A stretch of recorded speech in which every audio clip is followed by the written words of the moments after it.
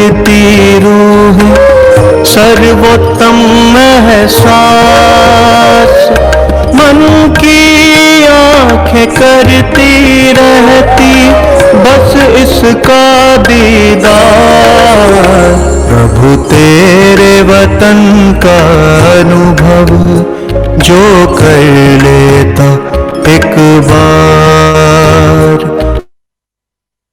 प्रभु तेरे वतन का अनुभव जो कर लेता एक बार, प्रभु तेरे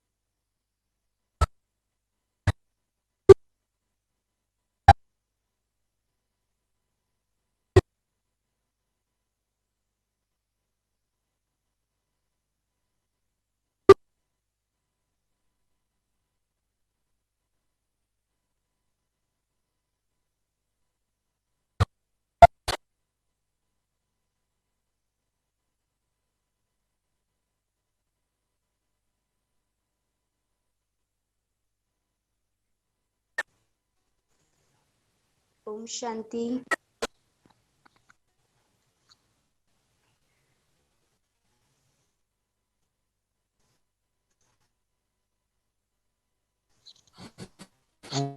बाबा की शांति। ओम शांति दीदी। शांति दीदी। ओम शांति। आवाज एकदम क्लियर आ रहा है ना?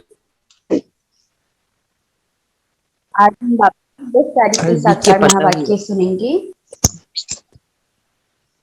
बाबा कहते हैं, मीठे बच्चे, भगवान जिसे सारी दुनिया याद करती है वह तुम्हारे सन्मुख बैठा है। तुम ऐसे बासिया वर्षा भूलो मत ना। क्या भगवान जिसको सारी की सारी दुनिया याद करती है वह हमारे सन्मुख बैठा है ना। हमारे एकदम जिसको दुनिया ढूंढ रही है और उसे हमको ढूंढ अपना बना लिया। कैसे भी थे हम और बाबा ने हमको चूज किया और अपना बना लिया। बाबा ने क्या कहा कि फिर ऐसे बाप को याद करके पूरा वर्षा ले लो, भूलो मत। प्रश्न है, बाप की श्रीमत पर यथार्थ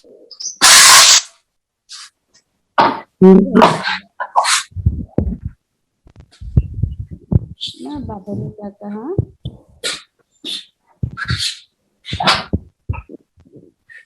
बाप की सही वाला चला है या कोई आवाज तो आ रही है।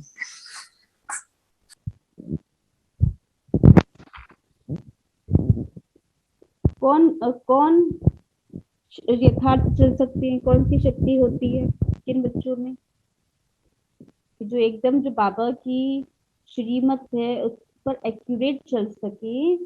वो किन बच्चों पे वो शक्ति रहती है? तो बाबा कहते हैं जो आवाज नहीं आ रही दीदी।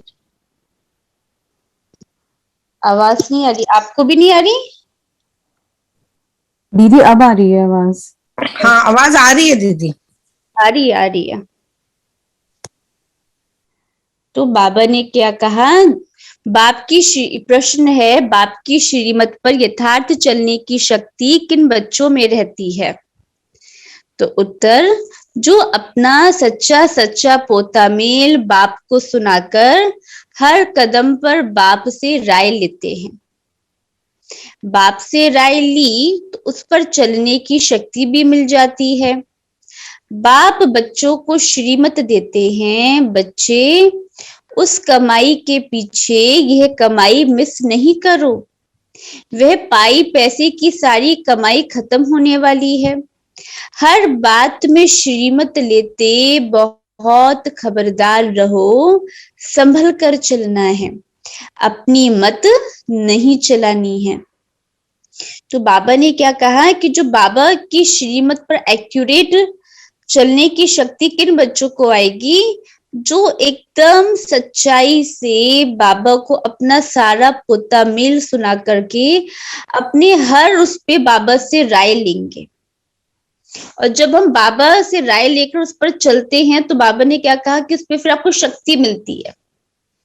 और बाबा ने कहा देखो ये कमाई भी है और स्थूल कमाई भी है, तो उस कमाई के चक्कर में इस कमाई को मिस नहीं करना ना, दोनों का बैलेंस बना करके चलना है। गीत है छोड़ भी दे आकाश सिंहासन। ओम शांति। अभी बच्चे सन्मुख बैठे हैं किसके? बेहद के बाप और दादा के। यह बड़ी वंडरफुल चीज है। बेहद का बाप परम पिता परमात्मा और फिर बेहद का दादा प्रजापिता ब्रह्मा दोनों सन्मुख बैठे हैं। किसके? बच्चों के। बाबा और ब्रह्मा बाबा दोनों हमारे सन्मुख बैठे हैं न, और किसी के सन्मुख नहीं बैठे, वो अपने बच्चों के सन्मुख बैठे हैं। सन्मुख यानी समीप, सामने बैठे हैं। तो यह जैसे ईश्वरीय कुटुंब बैठा है। तो कौन है हम सब? ईश्वरीय परिवार। और बेहद का बाप बैठ बच्चों को पढ़ा रहे हैं अथवा सहज राजयोग सिखला रहे हैं। ये में रहे तो खुशी का पारा भी चढ़े। गीत भी ऐसे कहते हैं कि बाबा आओ, इस समय बहुत दुख है। आवाहन करते रहते हैं और यहाँ तुम्हारे सन्मुख बैठे हैं ना। दुनिया वाले तो आवाहन कर रहे हैं, भगवान को पुकार रहे हैं, और ये हमारे सन्मुख बैठे हैं। तुम जानते हो बेहद का बाप इस दादा द्वारा हमको पढ़ा रहे हैं। बच्चों में भी नंबरवार पुरुषार्थ अनुसार बुद्धि में निश्चय है। बैरिस्टर पढ़ते हैं, बैरिस्ट्री पढ़ते हैं तो जरूर निश्चय होगा ना, ये हमको बैरिस्ट्री पढ़ाते हैं ना। कोई लॉ पढ़ रहा है तो उनको ये एकदम एकदम 100% है कि हम लॉ की स्टडी कर रहे हैं। फलाना सर्जन हमको सर्जरी सिखला रहा है। यह ऐसी वंडरफुल चीज है कि अभी अभी कहते हैं हमको पक्का निश्चय है। बेहद का बाप निराकार हमको पढ़ाते हैं, राजयोग सिखलाते हैं। अभी अभी कहाँ बाहर दूर गए तो निश्चय टूट पड़ता है। वंडर है ना। यहाँ पर ऐसा क्या है कि हर जगह कहीं भी किसी कॉलेज में पढ़ेंगे तो अंदर ये तो रहता ही है कि बाबा हम ये पढ़ाई कर रहे हैं। कोई इंजीनियरिंग कर रहा होगा तो उसको ये है कि हाँ मैं सीएस में कर रहा हूँ, मैं आईटी में कर रहा हूँ, तो उनको 100% ये निश्चय होता है। और बाबा ने क्या कहा, यहाँ पर क्या था कि अभी अभी निश्चय है और फिर अभी अभी कुछ बाहर गए तो एकदम से क्या हो जाता है, संशय आ जाता है, डाउट आ जाता है। तो बाबा ने कहा ये भी क्या है, वंडर है। भगवान जिसको सारी दुनिया याद करती है वही बच्चों के सन्मुख बैठ कहते हैं, बच्चे अब अच्छी रीति बाप से वर्षा लेने का पुरुषार्थ करो। समझते भी हैं फिर सेकंड में भूल जाते हैं। तुम बेहद के बाप के सन्मुख बैठे हो और श्रीमत पर चलना होता है कदम कदम पर। लेकिन चलेंगे वही जिनका सारा समाचार बाप को मालूम होगा। बच्चों की रहनी करनी आदि का पूरा समाचार बाप के पास आना चाहिए। तो हमको बाबा से अपनी एक एक बात सारी शेयर करनी चाहिए। ना, जब भी रात को सोए तो सारा पोता मिल सुना करके लिख करके बाबा को सोए कि आज दिन में ये हुआ, ऐसे हुआ। तो उसके अनुसार मुरली के द्वारा बाबा हमको डायरेक्शन देंगे कि ऐसे करना है, ऐसे नहीं करना है। तो फिर हम उस डायरेक्शन पर चलेंगे तो हमको शक्ति मिलेगी, बल मिलेगा।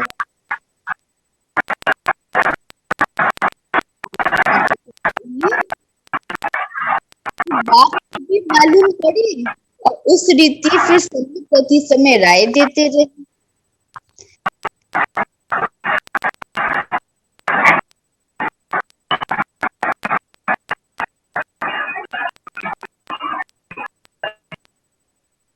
है ना, तो बाबा ने क्या किया कि हम बाबा को पूरा समाचार दे करके सुनाएंगे, तो बाबा को पता रहेगा हाँ बच्चा कैसे चल रहे हैं, क्या चल रहे हैं। फिर उसके अकॉर्डिंग बाबा हमको राय भी देते रहेंगे। तो आगे बाबा कहते कदम कदम पर श्रीमत लेनी पड़े। यह है गॉड फादरली यूनिवर्सिटी। इसमें अच्छी रीति पढ़ना है, ऐसे नहीं आज पढ़ा फिर कब कोई काम पड़ा तो पढ़ाई मिस कर दी। वह सब काम है पाई पैसे के। इस दुनिया में मनुष्य जो भी कमाई करते हैं वह कोई रहने वाली नहीं है, सब खत्म हो जाने वाली है।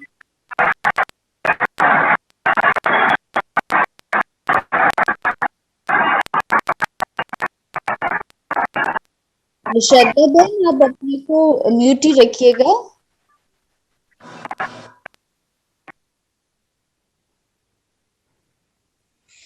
तो बाबा ने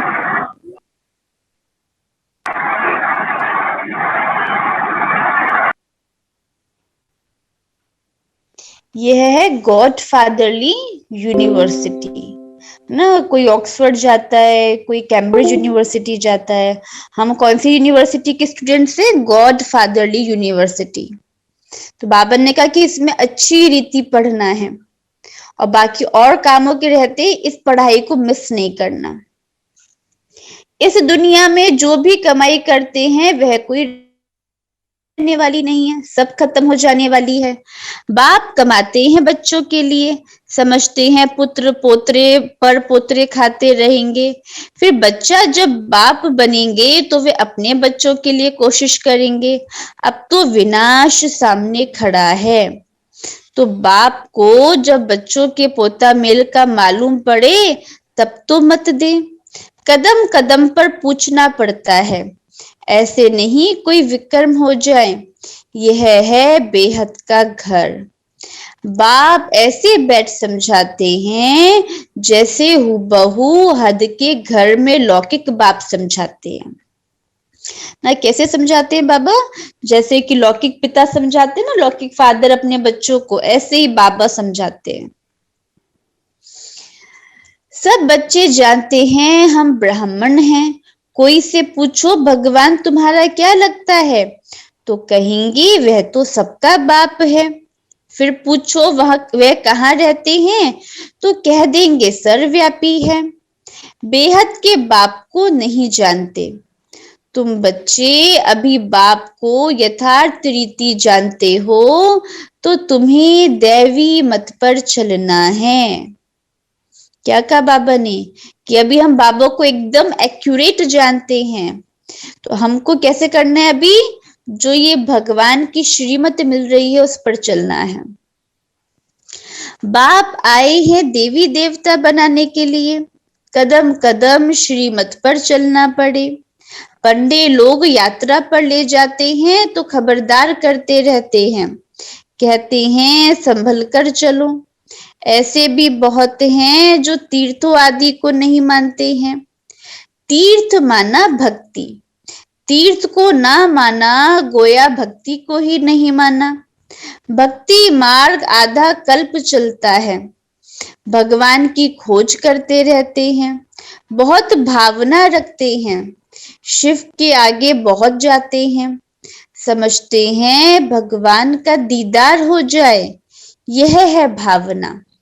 फिर साक्षात्कार हो जाता है तो बहुत खुश हो जाते हैं, समझते हैं हमको भगवान मिल गया, कृष्ण मिल गया, हनुमान मिल गया, बस अब तो हमारी मुक्ति हो गई। परंतु मुक्ति तो कोई की होती नहीं। ना बहुत भक्ति करते हैं, इतना सब कुछ करेंगे और फिर क्या होगा? फिर अचानक से साक्षात्कार हो जाए ना, जिस पे उनकी भावना होगी तो उन्हीं का साक्षात्कार होगा। फिर एकदम से क्या होगा? अरे अभी तो हमको भगवान मिल गए, बस अब हम इस जन्म मरण के चक्कर से मुक्त हो जाएं। पर बाबा क्या कहते हैं कि मुक्ति तो किसी को नहीं मिलती, जन्म मरण के चक्कर से कोई छूट ही नहीं सकता है। हाँ, सबको आना तो है ही ना एक बार, है ना। हम लोग तो क्या सत्युगी आत्माएं हैं, तो हम तो सत्युग से आएंगे, पर बाकी जो भी आत्माएं द्वापर से भी आएंगी, कलयुग से भी आएंगी, आएंगी ना। तो अब बाबा ने क्या कहा? अब बाप अच्छी रीति बैठ समझाते हैं, मीठे बच्चे, अब एक तो सबको बाप का परिचय दो। इस समय सब निधन के हैं, तुम भी निधन के थे। अब बाप द्वारा तुम सब कुछ समझते जाते हो। कहते हैं ना हम नीच पापी हैं। भला ऐसा नीच किसने बनाया? किसी को भी मालूम नहीं है। कोई भी अपने को मूर्ख नहीं कहते ना बाबा, कोई भी अपने को मूर्ख नहीं समझते हैं। यह ड्रामा अनादि बना हुआ है, सबको नीचे जाना ही है, भ्रष्टाचारी बनना ही है। तो ये ख्याल करना चाहिए कि हम भगवान की फैमिली हैं, भगवान हमारा बाप है, तो जरूर हम विश्व के मालिक होने चाहिए, है ना बात। जो भगवान हमारा फादर है, भगवान को क्या कहते हैं कि वो तो विश्व के मालिक है। तो फिर ये भगवान हमारा बाप है, तो हम विश्व के मालिक होने चाहिए, नहीं होने चाहिए? पक्की बात, कंफर्म। हाँ, तो देखो वही बात। अब ये बात है कि फिर हमारी ऐसी दुर्गति क्यों हुई है, ये किसी की भी बुद्धि नहीं चलती है। एक तरफ कहते परमात्मा सर्वव्यापी है, दूसरे तरफ कहते शांति कैसे स्थापन हो, मूंझ पड़े हैं। कॉन्फ्रेंस आदि करते रहते हैं, समझाने से भी समझते नहीं हैं। उन्हों को समझना है अंत में, तुम बच्चों को योग में रहकर कर्मातीत बनना है, तुम ही निर्विकारी बना। बाकी जो इतने धर्म हैं वे सतयुग में नहीं होंगे। जो सतयुग में थे वही बहुत समय से अलग हुए हैं, क्योंकि हम तो परम धाम से एकदम स्टार्टिंग में उतर करके आ गए। उनके लिए ही कहा जाता है सिकी लधे, कि कई हुए। आत्मा परमात्मा अलग रहे बहुकाल, सुंदर मेला कर दिया जब सतगुरु मिला दलाल। कौन सी आत्माएं पहले पहले परम धाम से आई यहाँ पाठ बजाने? पहले पहले आती हैं देवी देवता धर्म की आत्माएं पाठ बजाने। उन्हों को ही अपने धर्म में लाना होगा। बाप कहते हैं उनके लिए ही आना पड़ता है ना। तो बाबा वो जो देवी कुल की आत्मा है ना, बाबा को उन्हीं के लिए आना पड़ता है। साथ में सबके लिए भी जरूर आना पड़े, क्योंकि सबको मुक्ति देनी है। मुक्ति का तात्पर्य कि हाँ, 2 युग तो वो आत्मा परम धाम में बैठी रहेंगी। अब देवता धर्म है नहीं, उनका ही सैपलिंग लगना है। कोई किस धर्म में, कोई किस धर्म में चले गए हैं, वही निकल पड़ते हैं। ये धर्म की स्थापना कितनी वंडरफुल है। तब तो कहते हैं हे प्रभु तेरी श्रीमत गति सदगति की बड़ी वंडरफुल है, जो कोई समझ ना सके। देवी देवता धर्म की स्थापना कैसे होती है?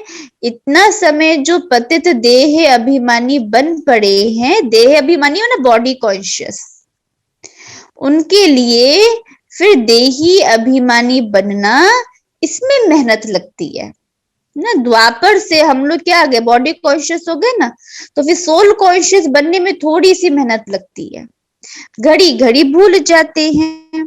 बाबा कहते हैं उठते बैठते मुझे याद करो, विकर्मों का बोझा तुम्हारे ऊपर बहुत है। सुख भी तुमने बहुत देखा है, दुख भी तुमने बहुत देखा है। अब फिर दुख से तुमको सुख में ले जा रहा हूं, तो श्रीमत पर चलना पड़े।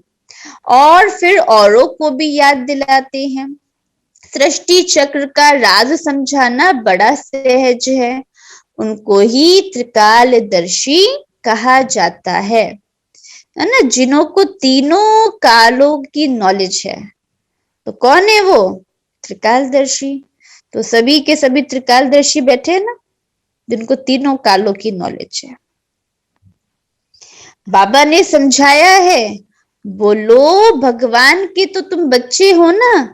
भगवान है स्वर्ग का रचयिता, तो भगवान से जरूर स्वर्ग का वर्षा मिलना चाहिए।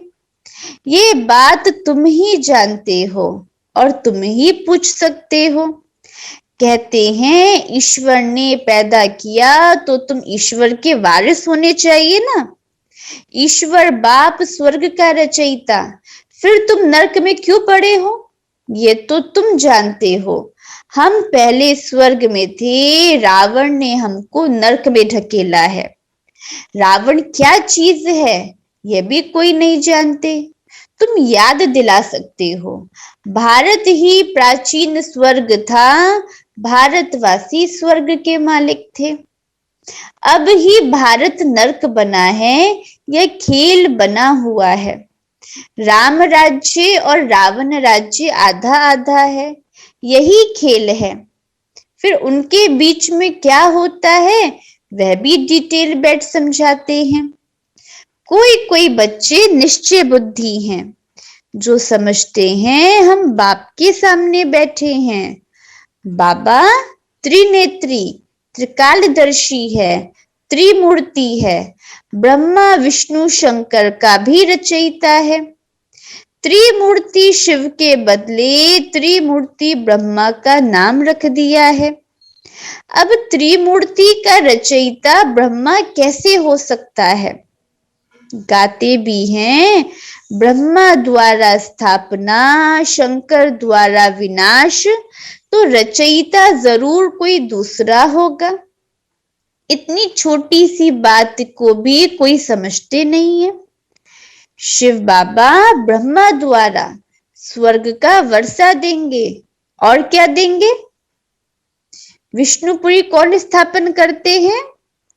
बाप विष्णुपुरी अर्थात लक्ष्मी नारायण का राज्य स्थापन कर रहे हैं, यह भी किसी को मालूम नहीं है। विष्णु का अलग चित्र बनाए उनको नर नारायण कहते हैं, और लक्ष्मी नारायण का फिर अलग अलग बना दिया है। चित्र कैसे वंडरफुल बना हुआ है ना। बाबा ने कहा देखो कितने अच्छे से वंडरफुल करके चित्र बनाया है। एक तरफ लक्ष्मी नारायण का अलग, एक विष्णु का अलग, और जबकि विष्णु माना क्या, वो लक्ष्मी नारायण का कंबाइंड स्वरूप है। तुम बच्चों को प्रदर्शनी में समझाना होता है। प्रदर्शनी हो, अपने ही धंधे में लगे रहें तो थोड़ी ही समझेंगे किसने बाबा को पहचाना है। बाप समझ मतलब कि प्रदर्शनी होते थे पहले कि चित्र लगते थे, तो सबको ये ज्ञान कोर्स एक्सप्लेन करने के लिए, तो ये सेवा का चांस मिलता है कि हम भी लोगों को समझाएं। तो बाबा ने कहा कि जब प्रदर्शनी लगी है तो हमको सेवा करनी चाहिए। ऐसा नहीं कि सेवा के टाइम पे हम फिर कहीं और अपने को बिजी कर दे। अगर हम सेवा नहीं करेंगे तो इसका मतलब कि बाबा कहता है कि इसका मतलब आपने बाबा को नहीं पहचाना। बाप समझ जाते हैं ये खुद ही पूरा समझा हुआ नहीं है, तब तो सर्विस पर नहीं भागते हैं, नहीं तो झट सर्विस पर भागना चाहिए। अंधों की लाठी ना बने तो गोया खुद ही अंधे हैं, बाबा को जानते नहीं। देखो बाबा देखो मीठी मीठी उलहना दे रहा है कि अगर आप सेवा नहीं करते तो माना आपने बाबा को ढंग से नहीं जाना। तो बाबा कहते हैं किसको कहना थोड़ी ही होता है कि तुम सर्विस पर जाओ, आप ही आना चाहिए। बाबा हम सर्विस पर जा सकते हैं, आप परमिशन दो। बाबा जानते हैं कौन कौन सर्विस कर सकते हैं। ऐसे कोई लिखता नहीं कि बाबा हम रेडी हैं। मनुष्य को कौड़ी से हीरे जैसा बनाना है। अगर 10, 20, 50 रुपया नहीं कमाया तो क्या हुआ? बहुतों का कल्याण करना है, परंतु पूरी पहचान नहीं। फोटो में कोई जानते हैं, हमारे पास भी थोड़े बच्चे हैं सर्विसेबल, जिनको टेलीग्राम करके बुलाना पड़ता है। आप ही नहीं कहते बाबा हम तैयार हैं। बाबा देखते हैं किसको सर्विस का शौक है। मनुष्य जो जानवर मिसल बन पड़े हैं, उनको देवता बनाना है। तुम बच्चों को निरअहंकारी बनना है। हेड में तो बड़ी नम्रता चाहिए। बाप कहते हैं कितना निरअहंकारी है ना, बाप कितना निरअहंकारी है। कोई कोई बच्चों में बहुत अहंकार है। जैसा कर्म मैं करूंगी मुझे देख और भी करेंगे ना। हम देखिए बाबा कितने निरअहंकारी हैं ना। हमने तो भक्ति में कितना उनको कोसा और उन्होंने फिर भी हमको अपना बना लिया, है ना, बनाया ना। और अभी भी हम उनकी, खुद ही बाबा पहले हमको नमस्ते करते, फिर हम नमस्ते करते हैं। वरना दुनिया में क्या होता है, छोटा पहले बड़े को नमस्ते करेगा ना, तो यहाँ पे एकदम अपोजिट होता है। और बाबा ने एक बात बहुत अच्छी बताई कि जैसा कर्म हम करेंगे हमको देखकर और करेंगे। तो ये हमको बहुत अच्छे से रजिस्टर्ड होनी चाहिए बात, क्योंकि हम कहाँ हैं, इस वर्ल्ड की स्टेज पर हैं। तो वर्ल्ड की स्टेज पर हम हैं तो पूरी दुनिया हमको देख रही है। और कल्प वृक्ष में हम कहाँ बैठे हैं, जड़ों में बैठे हैं। तो जड़ में बैठ के, रूट्स में बैठ के हम जैसा करेंगे तो पूरे वृक्ष में वही वाइब्रेशन, वही सब कुछ जाएगा। फिर बाबा ये भी कहता है कि आप पूरे वर्ल्ड के एक शोकेस में एक शो पीस हो। तो शोकेस में जो शो पीस है तो उसको भी सब देखेंगे। तो इसलिए बाबा कहता है कि हमको एकदम अंदर ये बात होनी चाहिए कि जैसा कर्म मैं करूंगी मुझे देख और भी करेंगे। उसका दंड, उनकी अवस्था गिर पड़ेगी। बाबा कहते हैं बच्चे तुम्हें सब कुछ अपने हाथ से करना है। बाबा कैसे साधारण रीति से पढ़ाते हैं। मनुष्य तो समझते हैं वह सर्वशक्तिमान है, क्या नहीं कर सकता। परंतु बाबा कहते हैं मुझे तो सर्वेंट बनकर आना पड़ता है। देखो, अब भगवान इतनी हाईएस्ट ऑथोरिटी क्या नहीं कर सकते, वो हमारे लिए सर्वेंट, अपने लिए शब्द यूज कर रहे हैं भगवान कि मुझको तो सर्वेंट माना सेवाधारी बन करके आना पड़ता है। तो आगे सुनते हैं, कहते भी हैं हे ज्ञान के सागर पतित पावन आओ, सुख के सागर आओ, आकर हम पतितों को पावन बनाओ। बाप को आकर ऐसी सर्विस करनी पड़ती है, कहाँ आकर रहना पड़ता है, कैसे कैसे विघ्न पड़ते हैं। लाखा आग लगाते थे, सभी प्रैक्टिकल में हो रहा है ना। जब बाबा आए तो फिर क्या हुआ था, स्टार्टिंग में यज्ञ की स्थापना हुई तो लखी घर था, तो जो दिखा दिया महाभारत में लाखा भवन करके, तो सब ऐसे वो आ गए थे पिकेटिंग करने, तो आग लगा दी थी। तो कैसे बाबा जो सब दादियां जब छोटे छोटे बच्चे रहे तो कैसे उनको लेकर के निकले। तो ये जीवन कहानी है ना, उसमें सब ये बातें दे रखी हैं। तो आप लोग भी कभी मौका मिले तो पढ़िएगा, है ना। तो आगे बाबा कहते, भगवान खुद कहते हैं मुझे गाली खानी पड़ती है। बाबा तो सारे पाठ को जानते हैं, हम नहीं जानते। बाप कहते मुझे आना पड़ता है, सबसे जास्ती गाली मैं ही खाता हूँ। भक्ति मार्ग में भी गाली ही देते हैं, 3 पैर पृथ्वी के भी नहीं मिलते, फिर भी कितना निरंकारी पने से पाठ बजा रही हैं। मम्मा बाबा बच्चों को सिखलाने के लिए सब कुछ करते हैं, कितना नीचे उतरना पड़ता है। पतितों को पावन बनाना है, मूत पलिती कपड़ों को धोना है। धोबी भी हैं, सोनार भी हैं। अच्छा, तो बाबा ने कहा तो धोबी भी हैं तो सोनार भी हैं, सबको गला गला कर सच्चा सोना बनाते हैं। धोबी कैसे आत्मा में जो मैल चढ़ गई ना, तो वो भी धोते हैं। और सोनार मतलब कि सबको एकदम एक्यूरेट 24 कैरेट गोल्ड बना देते हैं। अच्छा, मीठे मीठे सिक्की लदे बच्चों प्रति माता पिता बाप दादा का याद प्यार और गुड मॉर्निंग। रूहानी बाप की रूहानी बच्चों को नमस्ते। हम रूहानी बच्चों की रूहानी बाप को नमस्ते। प्यार गुड मॉर्निंग, नमस्ते बाबा, नमस्ते। तो धारणा के लिए मुख्य सार, पहली पॉइंट, बाप समान निरअहंकारी नम्र चित्त बनना है। अपनी सेवा अपने हाथ से करनी है, किसी भी बात में अहंकार नहीं दिखाना है। सेकंड पॉइंट, सर्विस के लिए सदा तैयार रहना है। सर्विस के लिए स्वयं को आपे ही ऑफर करना है। कौड़ी जैसे मनुष्यों को हीरे जैसा बनाने की सेवा करनी है। वरदान, संपन्नता के आधार पर संतुष्टता का अनुभव करने वाले सदा तृप्त आत्मा भव। संपन्नता के आधार पर संतुष्टता का अनुभव करने वाले सदा तृप्त आत्मा भव। भावार्थ, जो सदा भरपूर व संपन्न रहते हैं वे तृप्त होते हैं। चाहे कोई कितना भी असंतुष्ट करने की परिस्थितियां उनके आगे लाए, लेकिन संपन्न तृप्त आत्मा असंतुष्ट करने वाले को भी संतुष्टता का गुण सहयोग के रूप में देगी।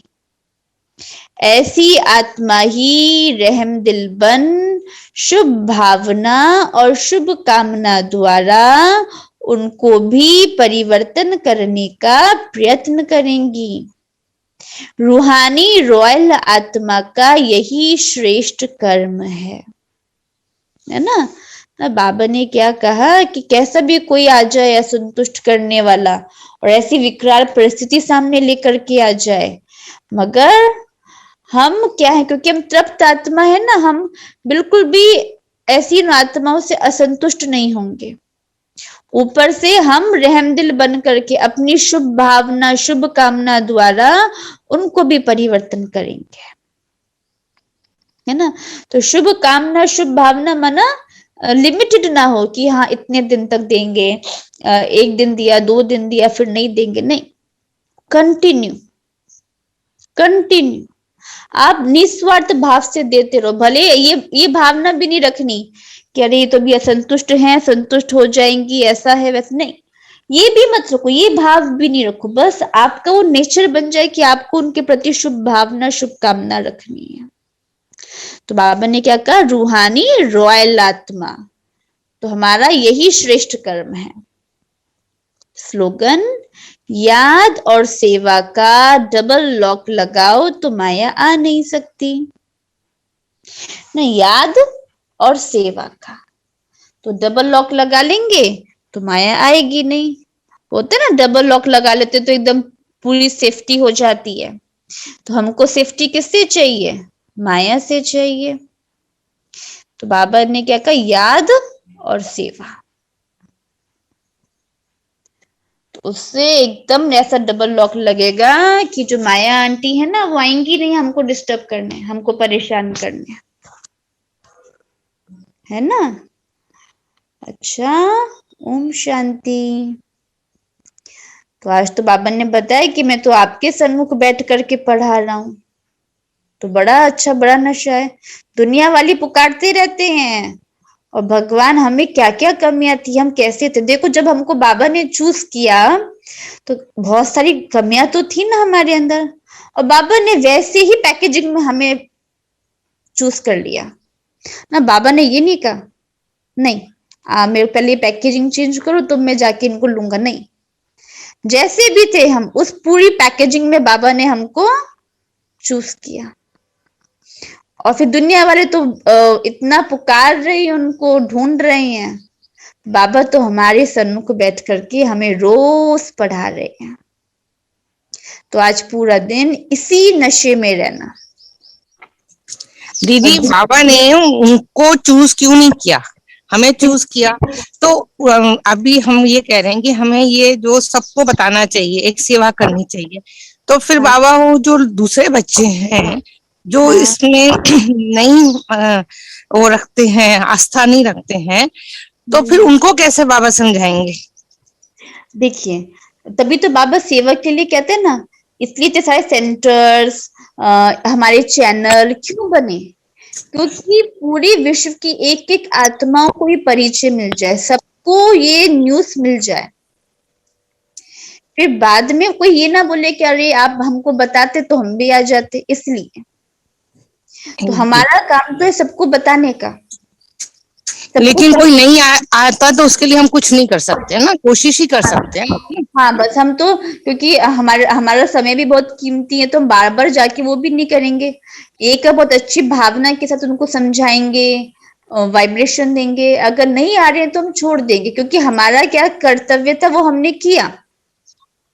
फिर बाद में रियलाइजेशन उनको होगा कि हाँ वो तो आए थे हमें बताने के लिए, मगर हमने ही नहीं पहचाना। नहीं हमको उनको वही उनको दृष्टि देनी चाहिए, मतलब आत्मिक लेवल पे। मतलब अगर दिमाग उससे नहीं समझ रहे हमारे बोल से, तो हम उनको दृष्टि देकर उनकी आत्मिक लेवल पे उनको में बदलाव ला सकते हैं। हाँ, मतलब कि जब हम मेडिटेशन करते हैं तो जो हम प्रकाश देते हैं ना सबको, तो सोल लेवल पे उनके लिए वो प्योर वाइब्रेशन रखिए। सोचिए ये तो है ही रॉयल घराने की देवी कुल की रॉयल आत्माएं, जी, ये जी, थॉट रखिए ऐसा करके। जी दीदी एक क्वेश्चन था, आवाज आ रही है ठीक से? बिल्कुल आ रही है, आप पूछिए। ये पूछना था कि पैसों के एस्पेक्ट में गॉड का क्या कहना है, मतलब पैसों के मामले में कैसा मतलब सोचना चाहिए, अपनी सोच क्या रहनी चाहिए, क्या बिलीफ सिस्टम रहना चाहिए पैसों को लेके? क्योंकि अभी की जो दुनिया है ना, तो हर चीज में पैसे तो चाहिए, है ना। तो वो बैलेंस बना करके चले। ऐसा भी ना जो आज बाबा ने बोला ना कि उस कमाई के चक्कर में हम ये कमाई मिस नहीं कर देना, दोनों का बैलेंस मेंटेन करके चलिए। भी करना है क्योंकि अपनी ब्रेड एंड बटर तो हमें करनी ही है, वो अपना कर्म भी करना है, वो भी हमारी एक सेवा है कि वो भी हमको मिली हुई, क्योंकि हमारी जो रिस्पॉन्सिबिलिटीज हैं, आप लोग की फैमिलीज हैं, तो आपको उनकी सबकी वो जो नीड्स हैं वो फुलफिल करनी है, जो नेसेसिटी है वो आपको फुलफिल करनी है, बट बैलेंस मेंटेन करके।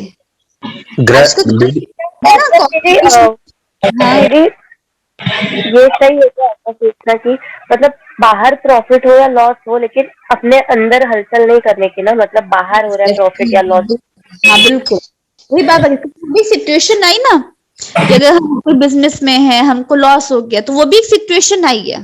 तो हमको क्या है कि हमको अपने लेवल पे, सोल लेवल पे एकदम स्टेबल रहना। यहाँ पे प्रॉफिट लॉस नहीं करना, वो तो बाहर प्रॉफिट लॉस हो ही गया हमारा। दीदी ग्रस्त आश्रम में रहते हुए आत्मदेही बनना है। हाँ जी, हाँ हाँ। और दीदी मेरा क्वेश्चन है कि जैसे कुछ लोग डिप्रेशन में है या मन से परेशान है, तो जब हम उनको जल चार्ज करके देते हैं, खाना चार्ज करके देते हैं, तो उनपे कुछ इफेक्ट पड़ेगा या नहीं? नहीं पड़ सकता है, क्योंकि उसका बहुत महत्व होता है, मगर उसके लिए भी हमारा जो योग होना चाहिए वो बहुत पावरफुल होना चाहिए। कुछ बच्चे ऐसे हैं जो मतलब बुरी संगत में पड़ जाते हैं, तो मतलब क्या वो मतलब ठीक हो सकते हैं या वो मेडिसिन खा के ही ठीक होते हैं? नहीं, आप अपने प्योर थॉट्स रखिए, गुड थॉट्स रखिए, हो जाएंगे ठीक। अच्छा, लेकिन मैं अपने मतलब परिवार में है मेरे कुछ लोग, मेरे घर में तो नहीं है लेकिन कुछ लोग हैं जिनको मैं देख रही हूँ, जो बच्चे है ना कम एज में मतलब बुरी संगत में चले जाते हैं तो और हम ना उनको बाबा देखिए कहते हैं ना कि हम बेहद की भावना रखे, सबको सोल लेवल रख करके हम उनके लिए बस प्योर वाइब्रेशन सेंड करें। और अगर हम पर्टिकुलर भी नहीं नहीं, तो हम हम लोग बेहद तो कर सकते हैं, लेकिन जैसे उसकी मम्मा है उसके पापा है तो मतलब उनको क्या करना चाहिए इसमें? तो आप उनको पहले से उनके जो मदर फादर तो 7 डेज कोर्स कराइए, वो भी राजयोग मेडिटेशन सीखेंगे, तो वो भी उनको अच्छा, करेंगे, वाइब्रेशन देंगे तो वो ज्यादा अच्छा सब बेटर होगा। तो अभी मैं अगर वो क्लास नहीं लेते तो मैं उन्हें बोल सकती हूँ कि अभी आप ऐसे मतलब पानी इसको चार्ज करके दे बच्चे को? नहीं एक्चुअली क्या है, वो पानी चार्ज कैसे करेंगे, उनको राजयोग मेडिटेशन का टेक्निक तो पता नहीं ना। जी, हाँ, तो उसके लिए पहले उनको अपना 7 डेज कोर्स करना पड़ेगा। उन्होंने ना किसी और गुरु जी का ज्ञान लिया हुआ है, तो वो ना सिमरन जो उनका अपना सिमरन बताया हुआ है, तो वो सिमरन करके देती हैं उनको जल। ओके ठीक है, कोई बात नहीं, आप इतना करिए, बस आप अपने वाइब्रेशन सेंड करते रहिए, जो मेडिटेशन करते हैं ना, तो 5 मिनट ओके वाइब्रेशन सेंड करिए, दैट्स इट, बस इतना ही। ओके ओके ओके, थैंक्स दीदी। जी जी। दीदी आज मुरली में 2-3 वर्ड्स आए हैं, उनका मीनिंग समझना था। हाँ जी, हाँ जी। एक गोया भक्ति आया था, एक वर्ड। गोया भक्ति, हाँ जी। गोया अलग वर्ड है, भक्ति अलग है। भक्ति तो अपनी भक्ति का वर्ड होता है, गोया मना से। गोया मीन्स? से। अच्छा, ओके। और दीदी श्रीमत और पुरुषार्थ में क्या डिफरेंस होता है? श्रीमत यानी बाबा की डायरेक्शंस जो हमें मुरली में मिलते हैं। पुरुषार्थ यानी कि जो हम एफर्ट करते हैं, अर्थ हो क्या। ठीक है जी। दीदी, थैंक यू। तो अभी हम सब लोग 5 मिनट मेडिटेशन करें, अच्छे से गीत में बाबा को याद करते हैं ना। ओम शांति। ओम शांति।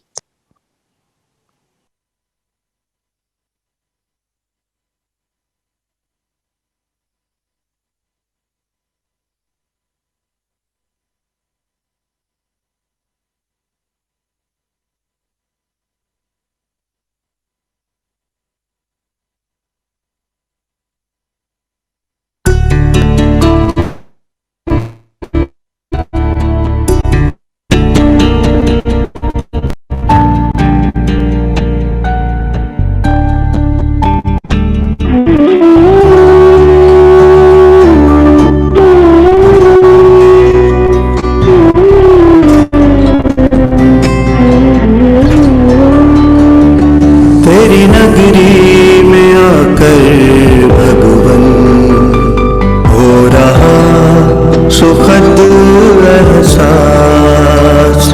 तेरी नगरी में आकर भगवन हो रहा सुखद एहसास।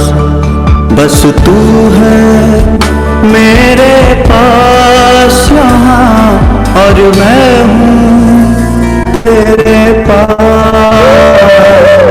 तेरी नगरी में आकर भगवन हो रहा सुखद एहसास। तेरी नगरी में आकर भगवन हो रहा सुखद एहसास।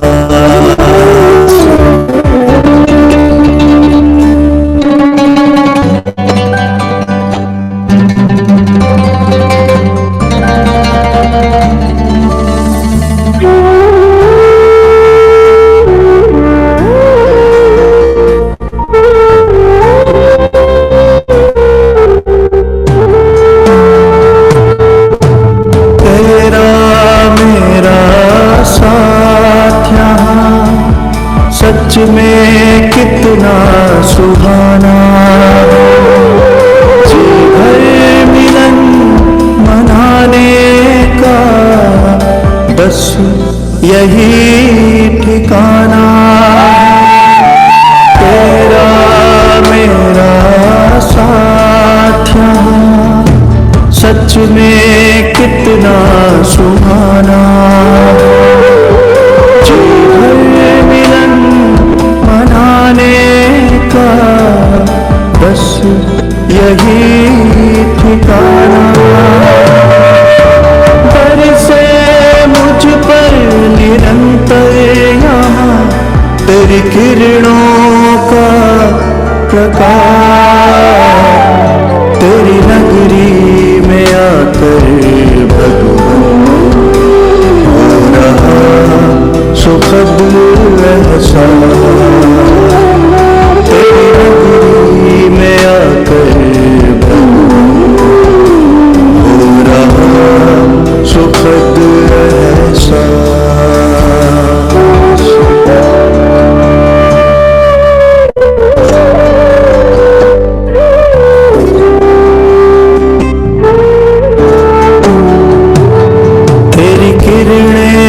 मुझको बना रही तेरे जैसा शक्तिमान, बेहद सुकून देता मुझे तेरा दिव्य जहां। तेरी किरणें मुझको बना रही तेरे जैसा शक्तिवान, बेहद सुकून देता मुझे तेरा दिव्य जहां। तुमसे सम्मुख मिलने की यही होती पूरी तेरी नगरी में आकर भगवान हो रहा सुखद एहसास, तेरी नगरी में आकर भगवान हो रहा सुखद एहसास।